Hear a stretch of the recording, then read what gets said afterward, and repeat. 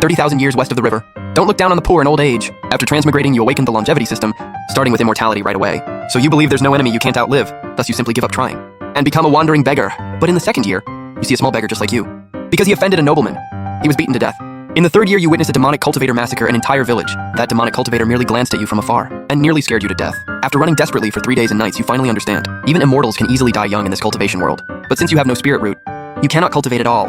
So you can only find some side profession. This day you come to the village blacksmith shop. On the system panel, an icon called Way of Forging gradually lights up. So you directly take the old blacksmith as your master. The old blacksmith lost his wife and children early. Naturally, he likes you as his disciple very much, teaching you everything he knows. And the system happens to amplify side professions. So it only took you 4 years. To raise forging to master level, you can craft weapons used by low-level cultivators. But this is the mortal forging limit, not your limit. Because while forging, you also lit up Way of Metal and Way of Fire Control. You feel when these two ways also reach master level, you can continue breaking through. 2 years later, your theory is finally proven, becoming history's first mortal weapon forging grandmaster. 30 years later, the old blacksmith passes away. Until the end, his face was full of pride. However, right after burying the old blacksmith, you panic, and even traveled far and wide to learn disguise techniques. Because before the old blacksmith died, he suddenly asked you out of the blue, "Disciple, are you immortal?" For 30 years, your appearance hasn't changed at all. If this gets out, who knows what disaster it will bring. So you prepare to start researching disguise techniques. 30 years. Your forging level has reached ultra-divine level. You can forge divine artifacts from mortal materials. But to avoid attention, you still persist in blacksmithing daily. Until this day, a small beggar comes to the shop entrance. Just like you back then. She just silently watches, her little eyes occasionally shining with light. After talking, you learn the small beggar's name is Yefan, born into a small cultivation family. Because her family was destroyed, she ended up on the streets. Seeing her pitiful appearance, your heart softens, taking her as your first disciple. From then on, the shabby blacksmith shop has another child working the forge. Yefan's talent is excellent. In just 2.5 years, she becomes an advanced weapon forger. And through these years together, Yefan increasingly feels you're extraordinary. Because every time she encounters problems, she can get the perfect answer from you. Any casual remark gives her deep insights. Gradually, she believes you're a hidden expert. This day, you prepare to personally forge an ultra-divine artifact. Yefan doesn't miss the opportunity, hurrying over to observe. However, you merely light a fire, and it makes the little one's mind explode. Then blood flows from all 7 orifices and she faints. You shake your head somewhat helplessly. Your forging level is too high. Plus, this time you're forging with full power. Every move contains the truth of the Great Way. At Yefan's current level, she naturally cannot withstand it. However, this brief glance is enough for her to gain enormously. How much she comprehends depends on her own fortune. As the forging ends, an invisible pressure spreads. This energy, mortals and even ordinary cultivators cannot detect. But the divine realm billions of light years away is shaken. Several ancient gods awaken, all calculating with their fingers. Then their faces change drastically. I sense that a divine artifact beyond ancient gods has been born. This may concern the survival of the entire divine realm. Quickly investigate. After forging the divine artifact with full power, you just feel very tired, soon falling into deep sleep. The next day, seeing Yefan's curious face, you sigh helplessly. Actually, Master is a forging Dao master. In my peak years, I was ambushed by villains. My cultivation was destroyed. I can only hide in this small mountain village, barely surviving. Maybe my days are numbered. Hearing this, Yefan is shocked.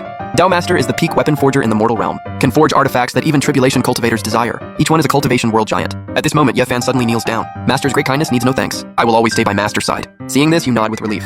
And from today on, you not only teach Yefan forging, but also pass on the way of disguise to her. Time flies, 20 years pass in a flash. Yefan has become a renowned forging Dao Master, while you under the ultra-divine level way of disguise already appear extremely aged. On your deathbed, you call Yefan over, tremblingly taking out a yellowed manual from under the pillow saying, "This is what Master obtained at my peak.